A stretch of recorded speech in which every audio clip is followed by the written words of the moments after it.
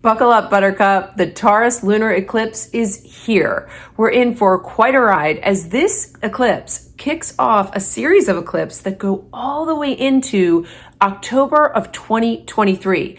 All of these eclipses are largely in Taurus and Scorpio.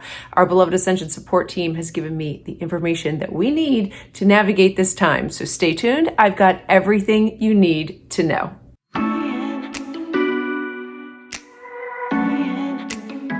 What's up, beautiful? It's Lisa Roulette, and I'm here to help you heal, navigate your ascension journey, and create a life you love.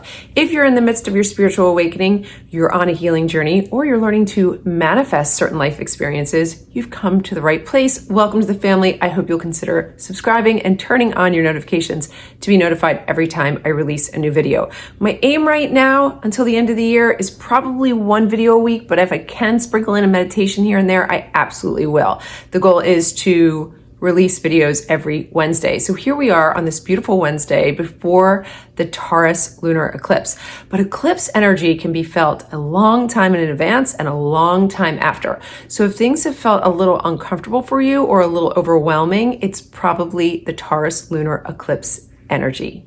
Lunar eclipses are very powerful energies that signify an ending or a culmination of things. So many of you may feel a lot of pressure built up in the energy body, particularly in the emotional body.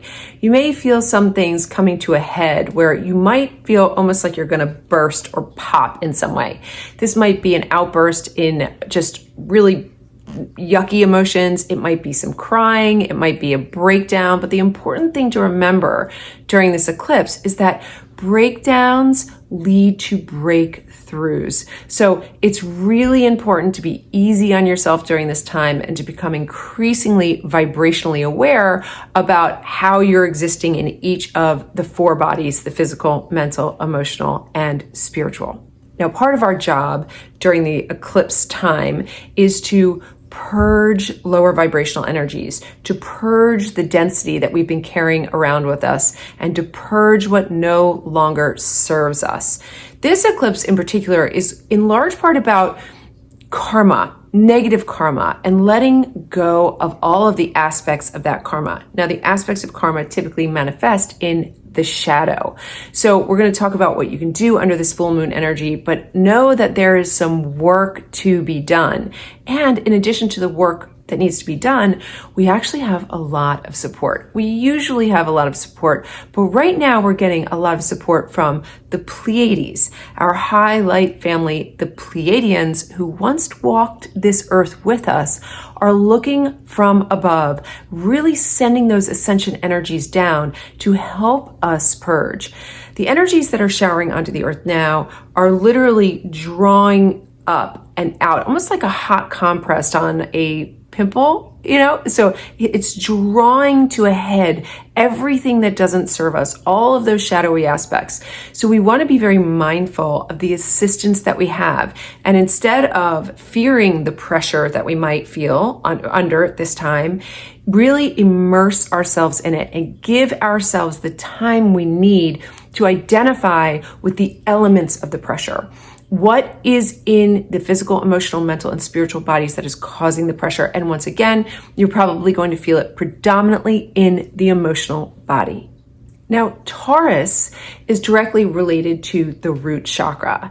And the root chakra is all about safety, stability, survival, your place in the world, your sense of feeling like you are justified and valid, and of course, your finances. So you really want to be mindful of that root chakra and ask yourself intelligent questions about what you're doing to build your sense of self, to build your value, to build your light body, and to be coming out into the world, really emanating forth the value that you bring, really becoming the light being that you naturally are. The root chakra has been uprooted for quite a while now. Since the pandemic, our earth root chakra and all of our collective root chakras have suffered from quite a bit of damage. And right now we're being asked to heal that root chakra, healing our sense of self, healing our finances, healing anything that has to do with the root so that we can stay grounded during this very disruptive eclipse time. Having said that, the planet that rules Taurus is Venus, the planet of love. So we're being reminded that we need to love ourselves deeply to really build that value, that light body, and to show up as if we are loving ourselves. Now, I have a lot of videos on self-love, self-worth, self-appreciation. I'll link all of those in the description of the video below, along with some root chakra related videos so that you can work on that.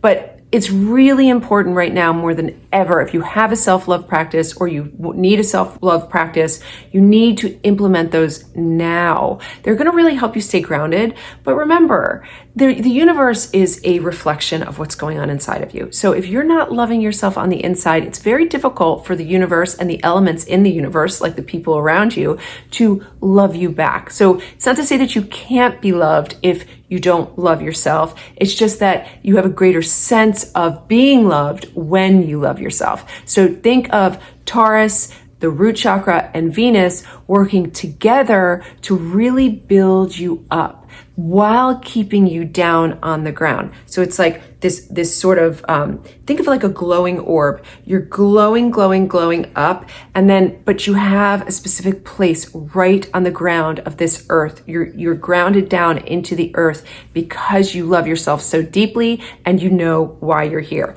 Now, why are you here? Well, if you've landed on this video and you've watched for as long as you have, you're a light worker, my friend. You are part of our light family on earth at this time. So it's never been more important to grow on a personal level, to do all of the healing that you need to do, and to ultimately come out into the world shining your light so that you can lift others. Now, here are 3 specific things that you can do in working with the eclipse energy before, during, and even after.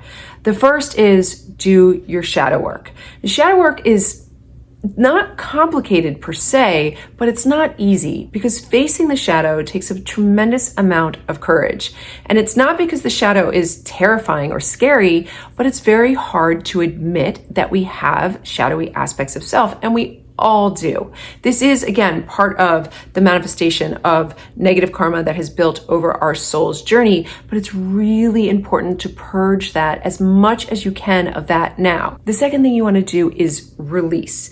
Now, if you're coming from the emotional body, it could be something as dramatic as crying it out, stomping it out, or punching it out, punching a pillow, of course.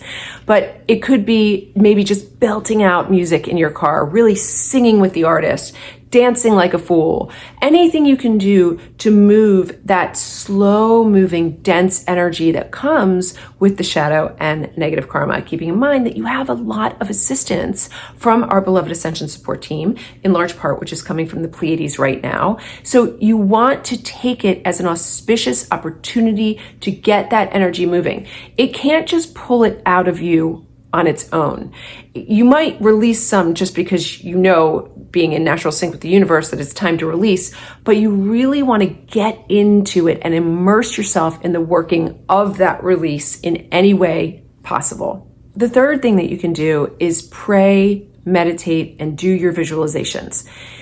Even though I'm not a big fan of manifesting on a full moon, Mercury is in favorable aspect to Pluto on Sunday, and this makes it an ideal time to really work with our consciousness, remembering that our thoughts are manifesting all the time. Our thoughts are information that informs the quantum field about what scenarios should play out in our lives. So we need to really care for our beautiful minds and start to consciously orchestrate thoughts that are in line with the future that we want to live. So as you purge and you make space, right, as you let the pressure out and you make space, you become a fertile ground, a fertile vessel for manifestation.